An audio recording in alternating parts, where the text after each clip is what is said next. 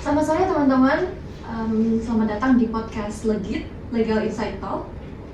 Pada hari ini saya akan membahas beberapa isu yang akhir-akhir ini menjadi perbincangan di kalangan masyarakat, yakni terkait pengesahan perubahan ketiga Undang-Undang Nomor 2 Tahun 2002 terkait UU Polri. Yang mana sebagian masyarakat melihatnya sebagai penguatan institusi kepolisian, namun juga sebagian masyarakat khawatir terkait adanya perluasan kewenangan tanpa perluasan pengawasan yang juga optimal. Pertanyaan yang akan kita bedah pada hari ini sederhana, namun pertanyaan yang akan kita bedah pada hari ini cukup mendasar, yakni apakah RUU Polri yang telah disahkan menjadi reformasi Polri ataukah menjadi reformasi kewenangan Polri. Untuk membahas itu telah hadir bersama kita Bapak Dr. Bambang Arianto SHMH. Terima kasih Bapak, selamat datang di podcast Legit. Mari kita masuk pada isu pertama. Pak Bambang, untuk memulai sesi diskusi kita pada hari ini, saya akan mengawalinya dengan sejarah reformasi pada tahun 1998, yang mana pada reformasi 1998 tersebut salah satu tuntutannya adalah memisahkan aparat keamanan dengan ruang-ruang sipil, betul ya Pak ya? Oke, lalu dari reformasi 1998 tersebut muncul suatu produk hukum berupa TAP MPR nomor 7 tahun 2000 ya Pak? Ya. Yang mana salah satu pasalnya, pasal 10, saya lihat bahwa anggota Polri yang ingin menduduki jabatan di luar organisasi Polri harus mengundurkan diri terlebih dahulu ya Pak, atau pensiun dini terlebih dahulu. Namun Bapak, pada RUU Polri yang akhir-akhir ini menjadi perbincangan, salah satu pasalnya yaitu pasal 28A ayat 1, yakni anggota Polri dapat mengisi jabatan di luar organisasi kepolisian Pak. Nah, bagaimana tanggapan Bapak terkait itu? Apakah itu tidak bertentangan dengan TAP MPR, Pak? Oke, terima kasih dari teman-teman Legit ya. Jadi begini, dalam pasca reformasi dulu itu tahun 98 ada salah satu tuntutan reformasi itu adalah selain perubahan amandemen Undang-Undang Dasar 45 juga ada pemisahan antara TNI dan Polri. Ya, karena dulu ada konsep di zaman Orde Baru itu dui fungsi ABRI, jadi TNI bisa ada di sipil dan juga dia bisa menjalankan tugasnya sebagai pertahanan keamanan.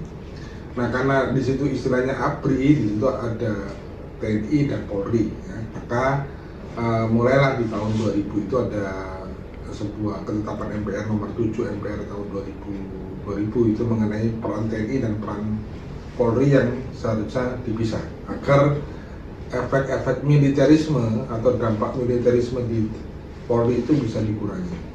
Nah, dari situlah akhirnya lahir Undang-Undang TNI ya tahun 2000, tahun 2002 lalu lahirnya Undang-Undang Polri. Ya, jadi dua undang-undang ini memisahkan peran TNI dan Polri. Nah, kedua undang-undang ini berjalan sampai sekarang dan setelah terjadi perubahan-perubahan, termasuk yang terbaru adalah perubahan Undang-Undang Polri yang ketiga ini. Nah, memang salah satu pasal yang kemarin banyak diperdebatkan itu di pasal 28A mengenai anggota Polri dapat mengisi jabatan sipil, ya, mengisi jabatan sipil. Itu memang terjadi pro dan kontra, bukan pada TAP MPR-nya ya, tapi pada putusan MK-nya. Ya, jadi sebelumnya tahun 2025 kemarin ada putusan Mahkamah Konstitusi ya, ada putusan Mahkamah Konstitusi yang memberikan makna terhadap Undang-Undang Polri tersebut ya. Nah, putusannya saya buka dulu putusan MK-nya ya, putusan MK. Jadi putusan MK itu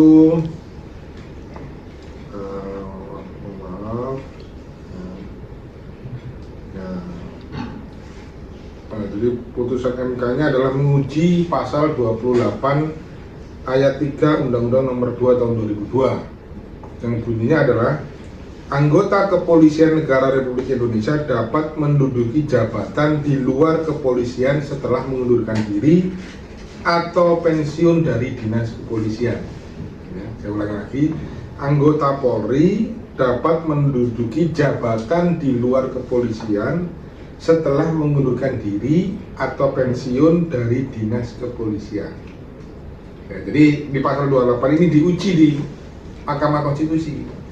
Nah, penjelasannya bunyinya begini, yang dimaksud dengan jabatan di luar kepolisian adalah jabatan yang tidak mempunyai sangkut paut dengan kepolisian atau tidak berdasarkan penugasan dari Kapolri. Tidak ada sangkut pautnya dengan kepolisian atau tidak berdasarkan penugasan dari Polri. Nah, yang dimaknai oleh MK atau yang dinyatakan bertentangan itu yang kata-kata tidak berdasarkan penugasan dari Kapolri, itu yang dianggap bertentangan, ya, sehingga terjadi multitafsir. Ya, ada kelompok pertama yang menganggap bahwa Polri tidak boleh menduduki jabatan sipil. Yang kedua, Polri boleh menduduki jabatan sipil. Nah, itu ada dua kategori kelompok. Yang satu tidak boleh menduduki jabatan sipil asalkan dia mundur dulu. Yang satu nggak apa-apa. Yang penting sesuai dengan ada sangkut paut dengan jabatan kepolisian tadi. Gitu. Ya. Berarti dari putusan MK itu sendiri menimbulkan dua persepsi yang berbeda ya Pak? Ya, karena yang dibatalkan oleh MK bukan norma di batang tubuhnya, yang dibatalkan di penjelasannya. Oh, begitu ya. Nah, sehingga terjadi tadi perbedaan pandangan.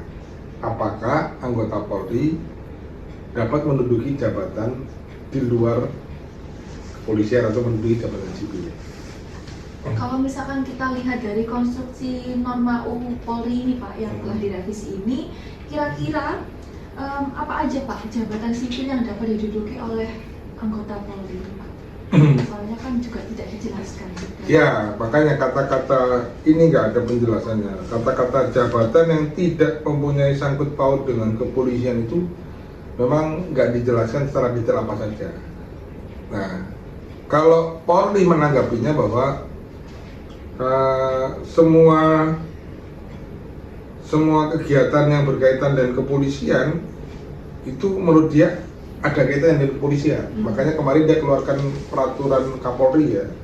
Itu dia bisa mendapatkan jatah di 17 lembaga karena menganggap semuanya berkaitan dengan tugas kepolisian yang tidak punya tidak punya kaitannya dengan kepolisian apa itu ya ditafsirkan sendiri-sendiri. Jadi itu secara normal memang belum ada kriteria tegas apa jabatan yang tidak mempunyai sangkut paut dengan kepolisian. Ya, tapi perspektif masyarakat sipil kalau dia mau menduduki itu syaratnya harus mengundurkan diri atau pensiun dari dinas kepolisian. Kalau misalkan nih Pak, ketika seorang anggota Polri ini menduduki jabatan sipil, itu kira-kira loyalitasnya Polri ini nanti pada siapa Pak? Nah ya, betul. Dalam hukum administrasi ada, ini kan terjadi nih, orang polisi masih aktif, lalu dia ditempatkan di jabatan sipil. Dia loyalitasnya kemana? Dia pertanggungjawabannya kemana? Satu sisi dia masih aktif harus tunduk pada Kapolri, satu sisi dia tunduk juga pada organisasi yang dia ditempatkan. Nah, ini menimbulkan persoalan dari hukum administrasi. Kalau kita ngomong good governance, nggak jalan ini good governance. Kenapa? Dia berpotensi terjadi penyalahgunaan wewenang, ya. Terus ada konflik kepentingan. Khawatirnya kan gitu, karena ada dua jabatan, ya. Satu jabatan polisi yang masih aktif loh, dengan jabatan dia di jabatan sipil. Potensi konflik kepentingannya tinggi. Nah, itu yang kita harus waspadai. Betul tadi terjadi dua jabatan. Tunduknya pada siapa? Itu menimbulkan persoalan. Itu masih menjadi persoalan berarti Pak ya? Ya, memang. Itu yang dikritik oleh masyarakat sipil, masyarakat yang kritis. Terus ini yang aktif itu tanggung jawabnya kepada siapa? Makanya kan harus mengundurkan diri atau pensiun dulu. Nah, kalau dia mengundurkan diri berarti kan dia tidak tunduk pada Polri, tidak tunduk pada Kapolri. ketika dia pensiun pun dia sudah nggak punya tunduk pada Polri. Nah, ketika dia masih aktif, kira-kira lebih dominan mana kepentingannya misalnya? Kalau Kapolri ada sesuatu, nah ini orang ini akan berpihak kemana? Berarti secara norma ini juga masih menimbulkan ambiguitas ya Pak ya? Ya, secara norma pasal 28A yang baru saja diundangkan itu pasti akan menimbulkan kontroversi. Kalau ini kan baru disahkan bulan Juni ini ya, baru disahkan bulan Juni, tinggal kita butuh nomornya ya, karena ini lagi proses pengundangan, jadi butuh nomor dulu, dicatatkan undang-undangnya nomor berapa. Nah, kalau sudah keluar nomornya, lalu paling beberapa hari kemudian ada beberapa kelompok masyarakat yang menggugat ya, pasal ini ke Mahkamah Konstitusi. Karena apa? Kok terjadi tafsir yang lain? Ya, karena tadi ada dua pendapat tadi. Lalu kalau misalnya menurut pandangan Pak Bambang sendiri terkait pasal 28 ini, maka loyalitas Polri nanti akan condong kemana Pak? Kira-kira? Ya itu, kalau yang namanya tentara ya, yang mereka bergerak di bidang TNI, Polri, itu kan sifatnya komando ya. Jadi kalau dia mau, ya dia kalau statusnya masih aktif, ya dia akan tunduk pada hierarki komando. Nah, sehingga akan sangat sulit dia menolak keinginan dari pimpinan karena dia statusnya masih aktif, masih berpangkat, yang dia juga masih membutuhkan pangkat mungkin yang lebih tinggi gitu ya. Ya dia pasti akan lebih mementingkan kepentingan karirnya di kepolisian ya daripada jabatan di sipil. Ya, itu kira-kira. Oke, lalu masuk ke isu yang kedua Pak, yang salah satu kritik yang muncul bahwa revisi UU Polri ini lebih banyak memperluas kewenangannya Pak dibandingkan memperluas pengawasan Polri itu.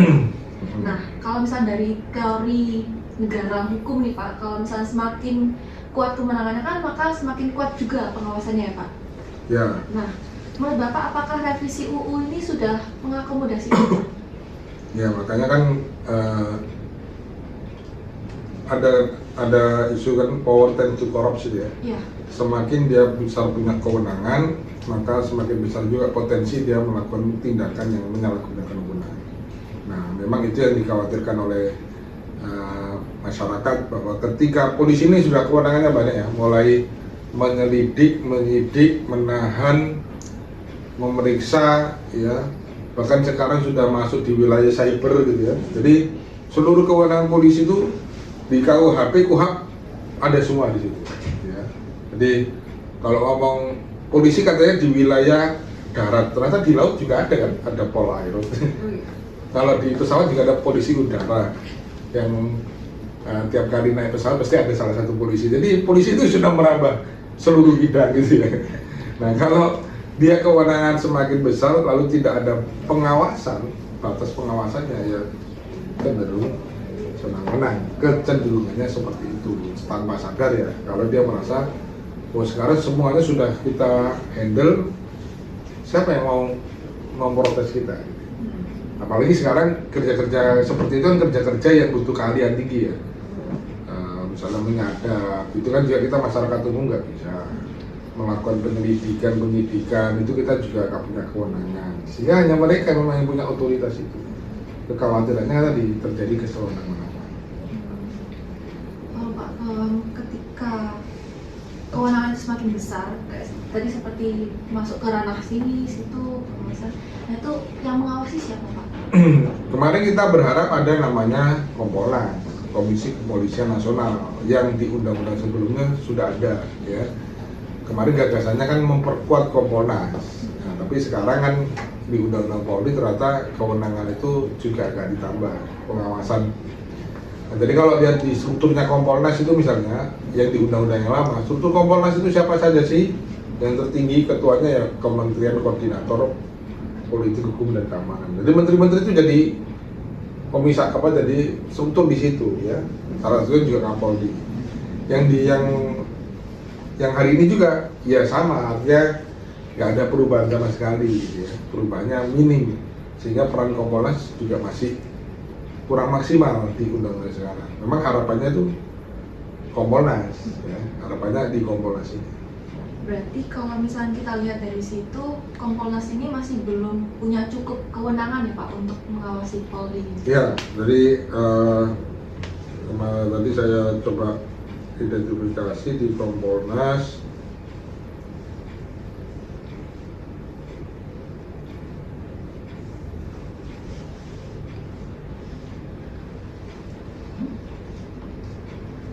Itu kan kemarin gini, salah satu rekomendasi Komisi Reformasi, Komisi Percepatan Reformasi Kepolisian, yang salah satunya juga menaikkan pengawasan yang dilakukan Polri yang melalui penguatan Kompolnas tadi. Salah satu rekomendasi tersebut. Tapi sampai hari ini dan sampai undang-undang itu disahkan, ya rekomendasi itu ternyata tidak diacu sama sekali. Ya, jadi rekomendasi dari Komisi Reformasi yang diketuai oleh Prof. Jimli, ada Prof. Mahfud juga di situ, ya ternyata ya tidak diakomodir. Ya, padahal itu sudah muncul di situ rekomendasi-rekomendasi itu. Nah ini yang ya banyak pihak mungkin kecewa gitu ya, beberapa pihak-pihak tersebut yang jadi Komisi Reformasi kecewa karena ya kita sudah rapatkan, sudah diskusikan, tapi ternyata kok tidak masuk sama sekali. Kalau misalkan rekomendasi itu tidak masuk ke dalam RUU Polri ini Pak, apakah itu berarti tim reformasi ini tuh tidak dilibatkan Pak dalam pengesahan RUU ini Pak? Ya memang tidak dilibatkan, karena kan mereka bukan pembentuk undang-undang.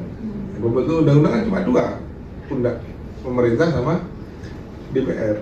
Nah pemerintah di situ ada diwakili ada Kementerian Hukum atau Kementerian Kementerian Hukum ya. Nah, ternyata juga tidak bisa maksimal juga dalam memperjuangkan hasil dari Komisi Reformasi tersebut. Ya, seharusnya kan itu di-offset, dijadikan bahan pertimbangan lalu dimasukkan dalam norma-norma hukum. Ternyata kan tidak sama sekali. Kalau misalkan itu terakomodir dalam RUU Polri ini, maka Kompolnas ini nanti berupa apa Pak pengawasannya? Ya pengawasannya macam-macam ya, bisa dia melakukan pemanggilan ya, juga melakukan pemeriksaan. Jadi kalau yang kemarin aja misalnya Kompolnas yang versi yang lama ya, yang lama itu juga sebenarnya cukup efektif gitu kalau kita cek gitu. Kalau Anda keluhan terhadap kepolisian, pasti Anda lapornya kemana kira-kira? Anda lapornya kembali ke Propam ya. Nah, apakah itu ditindaklanjuti ya? Kadang-kadang iya, kadang enggak. Tapi Anda nggak pernah lapor ke Kompolnas. Lalu coba Anda lapor ke Kompolnas, insya Allah direspon ya. Beberapa kali saya dapat cerita dan juga ada teman yang berkasus seperti itu, dia lapor Kompolnas, ya diproses gitu ya. Diproses artinya pihak-pihak yang dirugikan oleh kepolisian itu bisa melaporkan ke Kompolnas, nanti Kompolnas yang akan menindaklanjuti. Walaupun peran ini juga masih sama sih dengan sekarang, cuma kan kemarin butuh pengawasan lagi, butuh penguatan lagi gitu ya. Karena kalau yang melakukan tindakan itu setingkat bintang gitu ya, ini yang belum bisa berjalan maksimal. Ya, kalau yang melakukan pelanggaran itu masih setingkat polsek itu Kompolnas cukup itu bisa bergerak. Nah, tapi kalau yang setingkat besar belum mampu untuk ke situ. Pak, seharusnya siapa Pak yang mengawasi tindakan yang memiliki pangkat bintang-bintang ini Pak? Ya kalau mau ya di penguatan di Kompolnas tadi ya, penguatan di Komisi Kepolisian, memang dia semacam lembaga yang ditugaskan untuk melakukan pemantauan, pemeriksaan, lalu menjaga moralitas dari anggota Polri. Ya mereka lah yang harusnya diberi kewenangan itu. Kalau misalkan nih Pak, ngomong terkait Kompolnas nih Pak, apakah Kompolnas ini bisa memberikan rekomendasi Pak ke ke Polri yang diawasinya? Ya, kalau menurut di undang-undang lama itu memang Kompolnas itu bisa memberikan rekomendasi, hanya saja rekomendasinya tidak mengikat. Nah, makanya disitulah akhirnya muncul agar Kompolnas itu rekomendasinya ya bisa mengikat dan punya kekuatan hukum lah ya. Nah, tetapi kan itu usulan dari masyarakat ya. Tapi sampai sekarang di undang-undang terbaru pengaturan Kompolnasnya menunggu PP, peraturan pemerintah yang masih membutuhkan lagi waktu ya, sehingga kita berharap aja kalau memang Kompolnasnya mau ditingkatkan penguatannya, kedudukannya ya, kita berharap nanti pemerintah ya memperkuat posisi Kompolnas ya. Diharapkan akan ada ketentuan selanjutnya ya Pak? Ya, karena kan kalau PP kan wilayah pemerintah ya, artinya Polri tidak ikut-ikut ya, dalam menyusun peraturan pemerintah ini, hanya ya diundang, didiskusikan gitu ya, tapi kewenangan ada di pemerintah. Berarti berdasarkan hal itu UU ini itu lebih ke memperluas kewenangannya Pak dibandingkan juga memperluas pengawasannya? Memperluas kewenangan ya, memperluas pengawasan belum ya, belum. Tapi minim akuntabilitas. Akuntabilitas itu ya tadi masukan-masukan dari masyarakat bahwa Polri harus begini itu harus diperkuat dengan akuntabilitas, profesionalisme, dan itu sepertinya belum mengarah ke sana ya. Perubahannya tadi yang ramai di masa jabatan, masa posisi Polri bisa dimasuk di instansi lain, lalu batas usia pensiun ya. Batas usia pensiun ini menarik, ada tambahannya yaitu dari 58 naik ke 59, tapi untuk Pati ke perwira tinggi bisa 60, kalau perwira bintang 4 bisa 60 plus 1, dan bisa juga ditambah sesuai dengan keputusan presiden. Nah, ini yang mungkin administrasi diskresinya keputusan presiden ini berapa itu tergantung presiden. Nah, kan diberi ruang itu, makanya kok ada kata-kata itu diberi ruang. Nah, ini yang juga memberi kritik. Nah, kira-kira terus jabatan bintang 4 itu kan pasti kan Kapolri ya. Kalau di tertinggi kan di polisian Komjen bintang 3, yang paling atas lagi bintang 4. Tadi kan di situ ada kata-kata kan untuk perwira bintang 4, berarti kan khusus hanya Kapolri bisa diperpanjang 60 plus 1 dan plus lain-lain ya, sesuai dengan keputusan presiden. Berarti itu tidak menentu ya Pak, bahkan bisa selamanya gitu Pak? Selamanya ya bisa saja, tapi sepertinya kok ya nggak mungkin selamanya. Ya. Tapi ada tambahan 2-3 tahun aja sudah luar biasa. Sudah luar biasa. Menurut Bapak, apakah adanya ketentuan tambahan itu mengartikan ada kepentingan politik nih Pak yang masuk? Ya, semuanya bisa dianalisis seperti itu ya, bahwa sekarang posisi Polri itu tetap berada di bawah presiden, tidak berubah ya. Kalau kemarin ada usulan di bawah Kementerian Dalam Negeri, tapi sekarang tetap keputusan ada di bawah presiden. Bahwa Polri terlibat dalam dunia politik, kayaknya kita sudah lihat beberapa fakta-fakta di pemilu kemarin ya, itu banyak juga dugaan oknum Polri yang ikut dalam kegiatan politik ya. Jadi ketika ini disandingkan apakah ada kepentingan politiknya, ya kita bisa rasakan aja, terakhir pasti ada kepentingan itu. Lalu masuk ke isu yang selanjutnya Pak, terkait Polri itu kan berdasarkan pasal 8 UUR Polri itu berada di bawah presiden yang Bapak katakan barusan. Nah, dalam sisi itu kan berarti Polri dituntut untuk netral dan independen dalam menjalankan fungsi penegakan hukumnya Pak. Lalu bagaimana Pak cara kita tuh memastikan bahwa hubungan tersebut itu tidak tidak intervensi menjadi hubungan adanya hubungan politik di situ, Pak? Nah, ini yang memang kalau Polri-nya konsisten profesional, seharusnya memang dia berusaha menghindari atau tidak masuk dalam lingkaran dunia politik ya. Tetapi karena perintah langsung dari presiden misalnya, ini kan Kapolri itu ya namanya perintah langsung dari presiden, siapa yang berani menolak? Ya. Tolong dibantu ini kampanye, siapa yang berani menolak kalau presiden sudah ngomong seperti itu? Ya, sehingga ini sangat tergantung bagaimana profesionalisme juga para pejabatnya, ya, termasuk presiden, agar bisa menjaga independensi organisasi-organisasi, ya, jangan sampai ditarik-tarik dalam dunia politik kalau memang bukan tugas dan fungsinya, gitu ya. Ya, ini yang kalau Kapolri-nya sih mungkin sulit menolak ya, kalau presiden sudah memberikan arahan ya siapapun Anda Kapolri mau menolak perintah presiden ya mungkin nggak lama. Kalau saya menolak perintah presiden paling habis itu 2 bulan lagi saya diganti gitu ya. Nanti Kapolri berikutnya nggak mau nurut lagi dia diganti kan gitu. Nah ini yang tarik menarik antara independensi, ya, profesionalisme dan tekanan-tekanan politik. Lalu kan kasihan juga Pak kalau misalkan si Polri ini tidak mengikuti arahan dari presiden maka nanti akan diganti. Lalu bagaimana Pak perlindungan hukum bagi si Polri nanti Pak? Ya di sejauh ini ya perlindungan hukumnya memang secara konstitusional ya hanya menyatakan bahwa Polri di bawah presiden gitu ya. Lalu Polri punya tugas dan fungsi macam-macam dan sebagainya.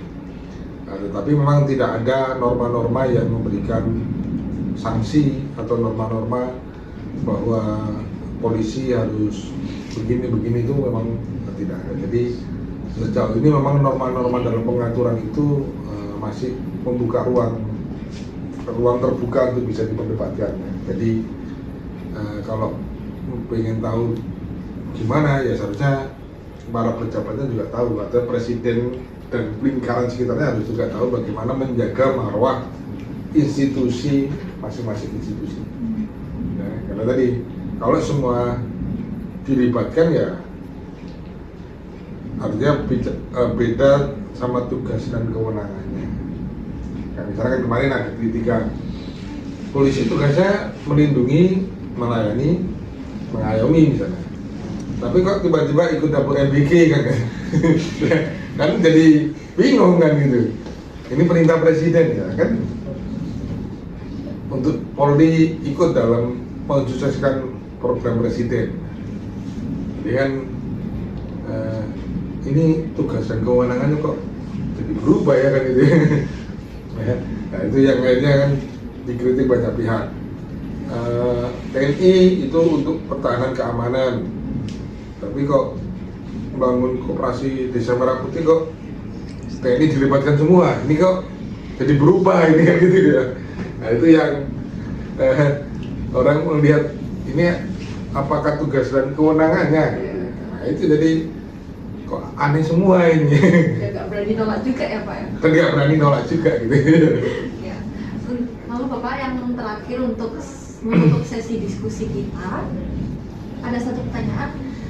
Kira-kira apa yang harus kita kawal nih Pak dari implementasi UU ini selama beberapa tahun ke depannya misalnya? Ya, kalau yang terbaru mungkin kita bisa ngawal dalam konteks peran Polri ikut dalam jabatan sipil tadi ya, karena ada putusan MK sehingga kita bisa mengawal bagaimana Polri untuk menduduki jabatan sipil itu harus bagaimana. Artinya kita bisa berperan untuk melakukan mengkritisi atau ikut memberikan masukan dan sebagainya. Lalu untuk yang kedua dalam waktu dekat ini ya kita bisa memberikan masukan kepada pemerintah berkaitan dengan penguatan dan kedudukan dari Kompolnas ya, yang kita harapkan bisa maksimal gitu ya. Walaupun hanya dalam bentuk PP gitu ya, karena sama sekali mungkin spillnya masih kurang, spillnya mengenai Kompolnas gitu ya, spillnya masih kurang sehingga khawatirnya di PP juga nggak maksimal gitu. Jadi di undang-undang Kompolnas itu dia disebutkan hanya beberapa, nggak juga diperkuat. Tetapi nanti di PP-nya kalau kita berharap diperkuat ternyata enggak juga ya, gitu ya. Nah, terus juga tetap laporan-laporan dari masyarakat terkait dengan yang tingkah laku, profesionalisme Polri, akuntabilitas Polri, ya, termasuk penanganan Polri di bidang penegakan hukum, termasuk pemahaman hukum juga para anggota Polri berkaitan dengan undang Polri tidak netral, karena terlibat bantu namanya, sehingga ada istilah parcok gitu, partai coklat.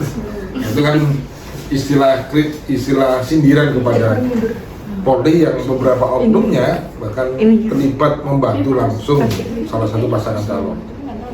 Hanya saja karena ini sifatnya kode etik, itu kan hanya etika. Nanti ada sanksi pidana apapun terhadap mereka, sehingga ya akhirnya dicuekin gitu ya. Ya rame di publik aja begini-begini, tapi biasanya nggak ada sanksinya sama sekali. Lanjut. Kalau Pak, pertanyaan terakhir, menurut Bapak bagaimana pandangan Bapak terkait RUU Polri ini secara keseluruhan dan rekomendasinya Pak? Oke, tadi saya catat sebentar.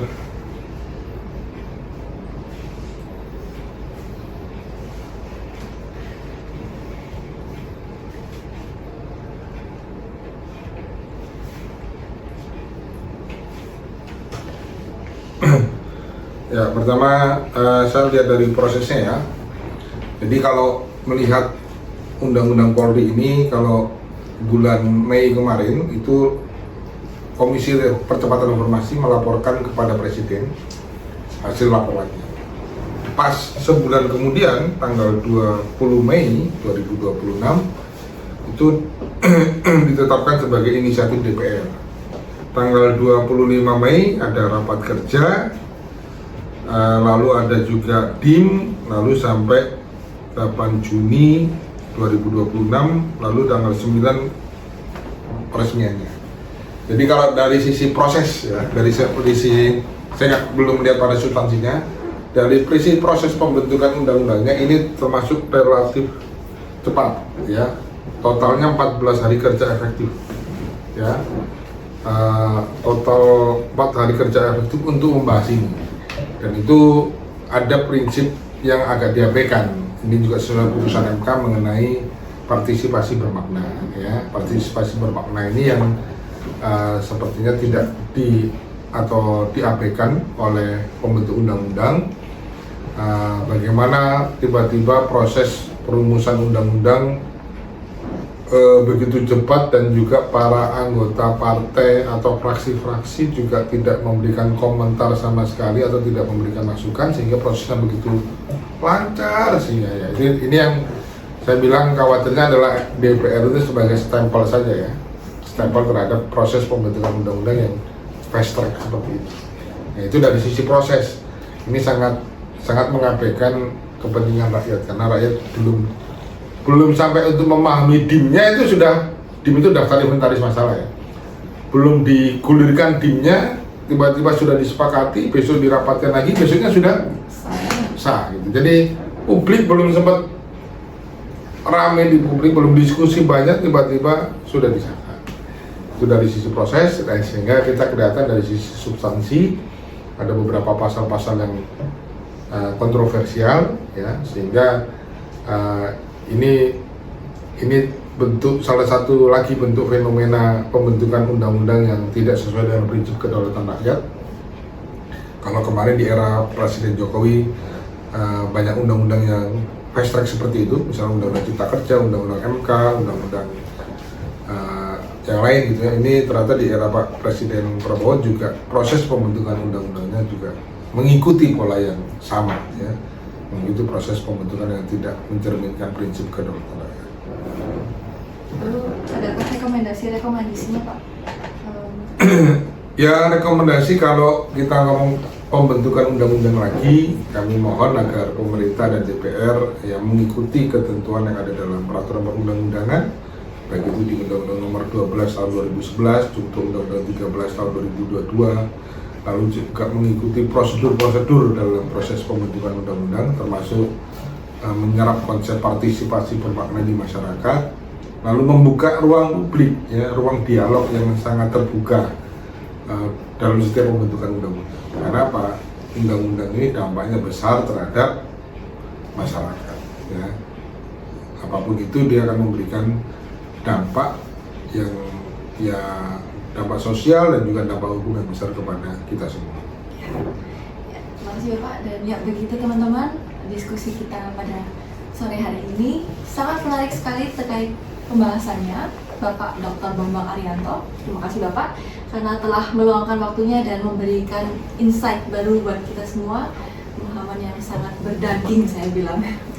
Oke teman-teman, perlu diketahui bahwa apapun pandangan kita terhadap Polri ini, UU Polri ini, salah satu hal yang harus dijaga adalah bahwa Polri itu harus tetaplah menjadi alat negara dan bukan menjadi alat kekuasaan, sehingga harapannya akan ada peraturan turunan berupa PP yang mengatur lebih rinci terkait pengawasan sesuai yang telah direkomendasikan oleh tim reformasi Pak, khususnya terkait Kompolnas.